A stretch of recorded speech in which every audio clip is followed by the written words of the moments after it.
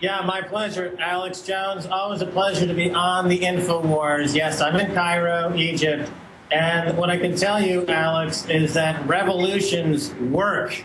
Revolutions work. The people here have staged a revolution, a people's revolution. They toppled the dictator Mubarak. Mubarak tried to put somebody else in. That guy is now gone. There's a huge rally here in Tahrir Square Friday for people amassing once again.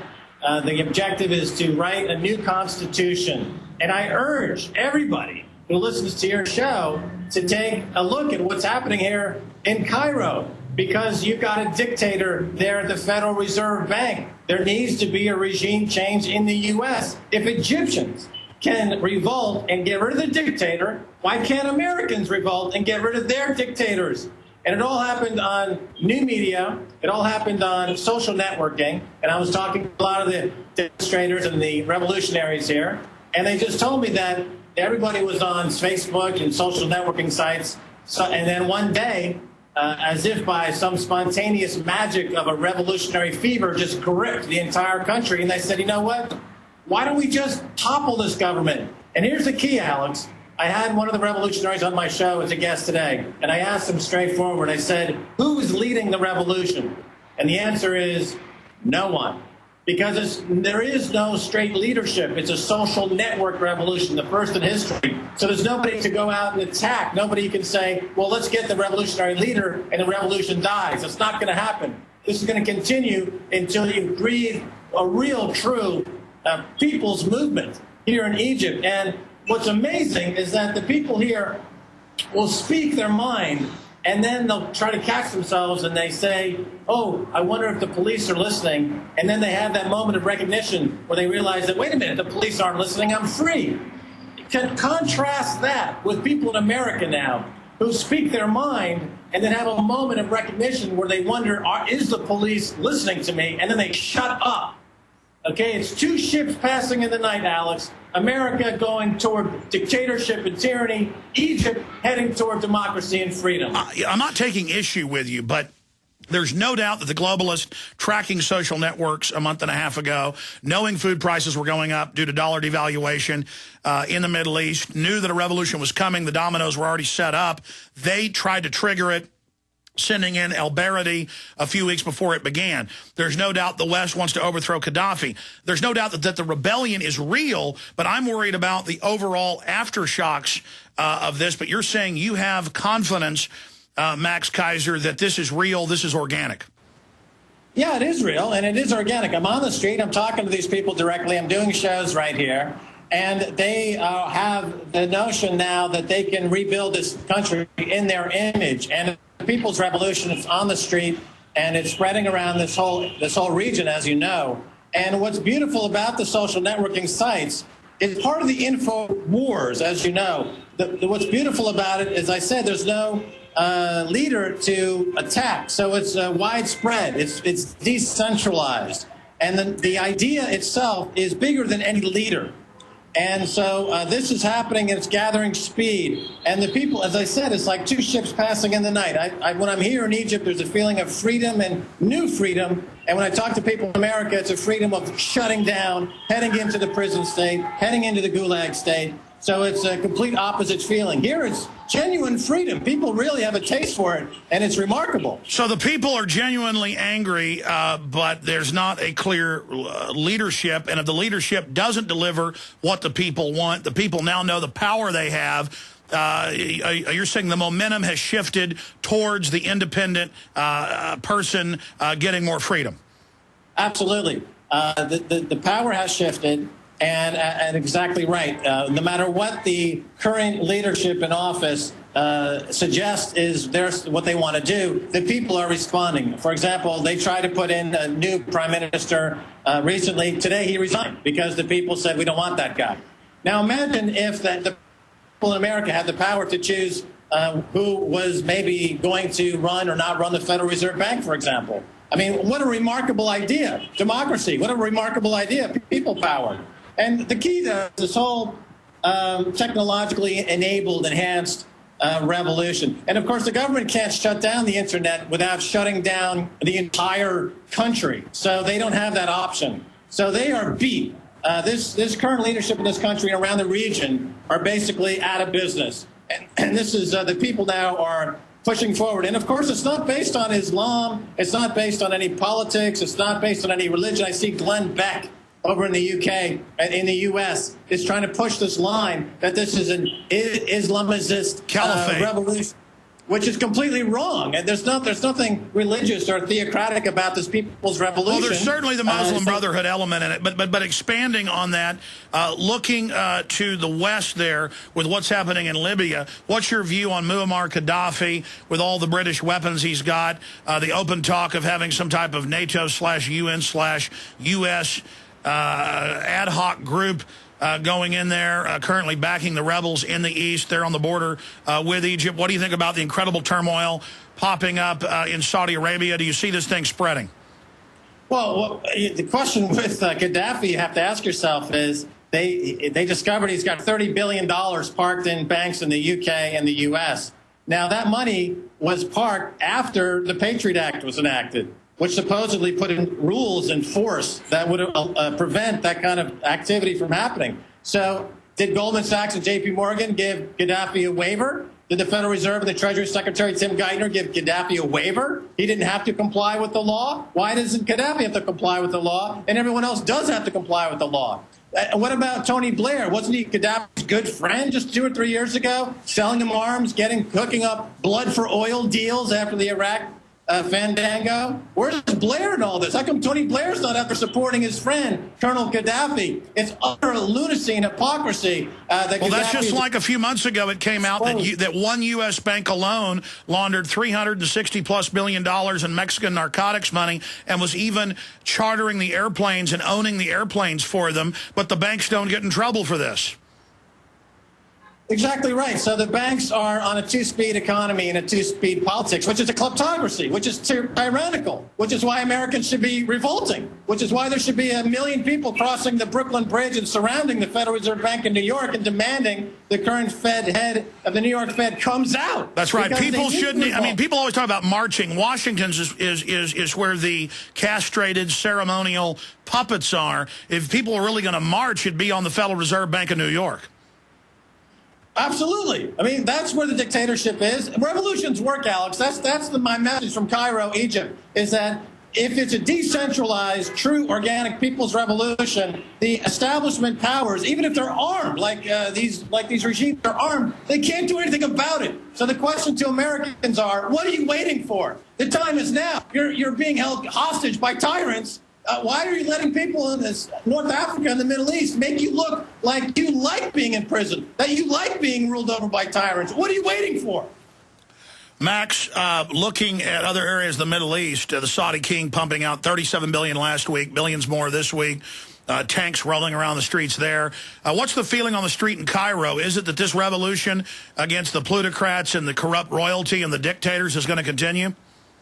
Well, it's definitely spreading. You know, outside of Saudi Arabia is Bahrain, and that has been very active. And Saudi Arabia is the kingpin in the region. There's 3 big players in the North Africa and the Middle East. It's Saudi Arabia, Israel, and the United States. And the Saudi Arabian unrest is percolating. The royal family is trying to buy off the people by increasing the amount of money they're giving them. We see this happening in other regimes as well.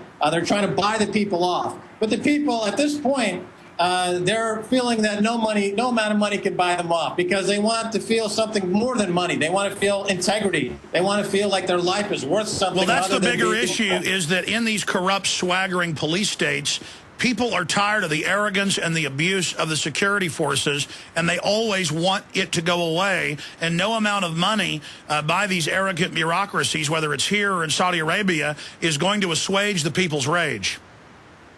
No, and remember when Bush took office when he threw that election back in 2000 and again in 2004, he really sent everybody in America a check for between $600 and $1,200. So he's mimicking these Middle East kings and rulers by giving the peasants a few dollars to shut them up. I mean, how outrageous is that? I mean, is that all a life in America is worth $600 from Bush, the royal monarch? I mean, give yourself some kind of self-respect. Max, when we come back from break, I want to get into more of what's happening in the Middle East, maybe keep you a little bit in the next hour if we can. Joining us again via video link from Cairo, Egypt, right off the Nile there. Amazing video shot of your prisonplanet.tv viewer. Radio listeners are again getting to hear his analysis. I want to get into this sudden announcement in the Wall Street Journal and Time Magazine that America's over, that the dollar is going to die, why you think they're announcing that now, what this signifies, the Chinese openly announcing that they're going to demand all trade by the end of this year be in their currency.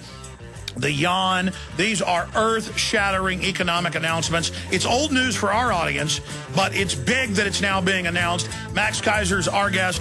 I'm Alex Jones. This is the GCN Radio Network, GCNlive.com. Max, what do you make of the Wall Street Journal coming out today and saying why the dollar's reign is near an end? The Chinese have come out today and saying by the end of this year they want all trade, all purchases of Chinese goods to be in their currency. Why are they doing this now, and how big is this? Well, they're doing it now because there's no denying it anymore. They can't hide it anymore, and everybody knows it. I mean, this is no secret. The dollar is no longer going to work as a world reserve currency anymore, and we're moving toward a new global currency grid. The dollar is going to play a lot less of a role. The key to understand is that when the time for the dollar to devalue comes, it'll happen in one day, and suddenly everything in America will cost 2 to 3 times more. And America will, the president will say, well, we had no choice. We had to devalue the dollar because it's going to help you, our export market, it's going to help you get jobs. Of course, the only jobs that America will be qualified for at that point will be cotton picking. So you're going to have, 20 million cotton pickers in America competing with cotton pickers around the world. So it's over. The Wall Street Journal is stating the obvious. At some point, it's embarrassing for them to pretend like this is not the case. I mean, they have to at least recognize what's the obvious situation, so they can't hide it anymore. It's exactly what we've been saying on your show, and it's why gold and silver are hitting new highs. They'll continue to hit new highs because the fiat currency regime and the U.S. dollar, period, is finished. It's that simple.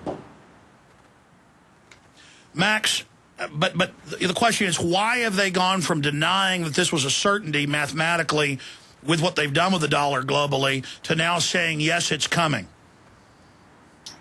Well, I think that they're now preparing to set up the new banking facilities because, when the dollar crashes and it's replaced with another global currency of some type, an expanded special drawing rights, that's a huge piece of business for the banksters. They will have to convert U.S. dollars into SDRs, trade bonds based on that. Remember, before Davos, they said they needed to trade a $100 trillion new credit facility. That's huge fees for Morgan and Goldman Sachs or the banksters. So they're preparing for a huge piece of business, and their Christmas bonuses next year will be based on dismantling the dollar and rolling out the new currency. So I would anticipate that within the next 3 to 6 months, the Wall Street Journal will introduce America to the new currency, and how great it is, and how everyone's going to love it. And by the way, the banks on Wall Street are going to make a huge killing in issuing bonds in this new currency, and everything's going to be created in this new currency, and it's going to be fantastic. Of course, what they won't mention is that it's going to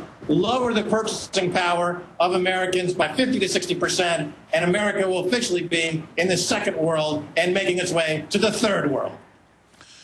Unless we finally kick the real government, it's illegitimate, but it's the government, this banking cartel, out of the country. It's either us or them. Well, Alex, okay, the bridge right behind me here in Cairo. 1 million people walked over that bridge 4 weeks ago and toppled their government without a single shot, without any guns, with nothing. No money, no military, just with the will to be free. It happened right here. So you tell me there's a regime in America that's tyrants are ruling the country. What are you waiting for? What are you waiting for, America? What are you waiting for? What is it going to take? How many of you have to go to jail? How many of you have to have all your money stolen? How many jobs have to be outsourced to Egypt and the rest of the world? How many lies? Talking to Max Keiser, who is on fire. Ladies and gentlemen, It is a mathematical certainty. Every economist we've had on for more than 12 years, from George Humphrey right through to Webster Tarpley, has broken down that once they launch derivatives, it's a mathematical certainty that if the bankers can tie us to their fraudulent debt, it's over. And they've tied the dollar to it, and now they're reorganizing this new global SDR basket based in a new fiat system they control so they can buy up the planet through fraud. As Thomas Jefferson said, if we ever let private bankers control the issuance of currency and credit, our children will wake up homeless on the continent their forefathers conquered. Max, in the 4 minutes we've got left in this short segment, we better have a revolution of understanding. You know, Egyptians knew the tyranny they were under. People in Tripoli knew the tyranny they were under in Libya. The average American still doesn't understand that the Federal Reserve is the enemy. Though we've gone from Ron Paul having one co-sponsor to being able to pass his audit the Fed in the House, and though Gallup polls and others show over 80% do want to abolish it, people need to understand this is the #1 issue. People of Cairo, crash J. Morgan, buy silver. People of Cairo, listen to me. Oh, sorry, Alex. I was just trying to get my part of the revolution started. Yeah, listen, I was just listening to that commercial for Diamond Gusset Jeans about some people down in America crying. Boo-hoo! America's finished! Meanwhile, the people in Cairo are dancing in the streets because they just staged a successful revolution. They're dancing here. They're happy. They're full of pride and integrity that they overthrew a dictator. Stop crying. Stop whining. Stop being a big freaking baby. Revolt. You must revolt now, or you're going to be in prison, in the prison planet. You must do it now. You're calling for revolt. You mean peaceful mass demonstration, kind of like what they're doing in Wisconsin, taking over the Capitol?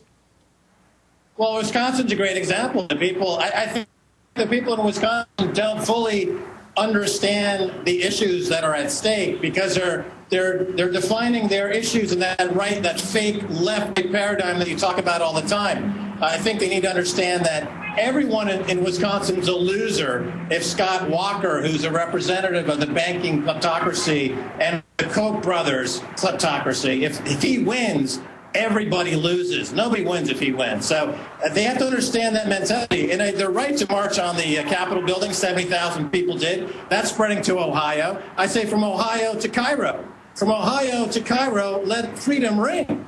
And when it's a peaceful revolution, we saw it here. You don't need to be violently uprising. You don't even need a leader. All you need is an idea. And let that idea percolate on the social networks and act on that idea. Literally, it happened overnight here, Alex, in Cairo.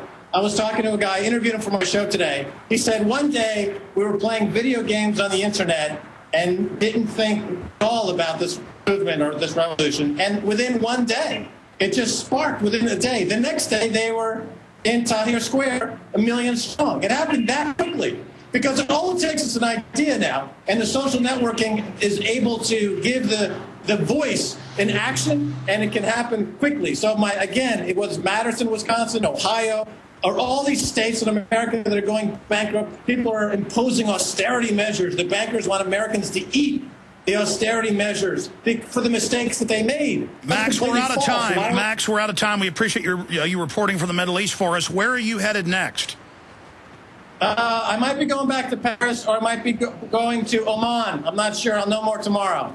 Well, if you do that, we want to have you pop back in this week, even if it's Sunday, from the 4 to 6 p.m. program. It'll be at like midnight your time. But, Max, we really appreciate you joining us. Is this not Buck Rogers science fiction?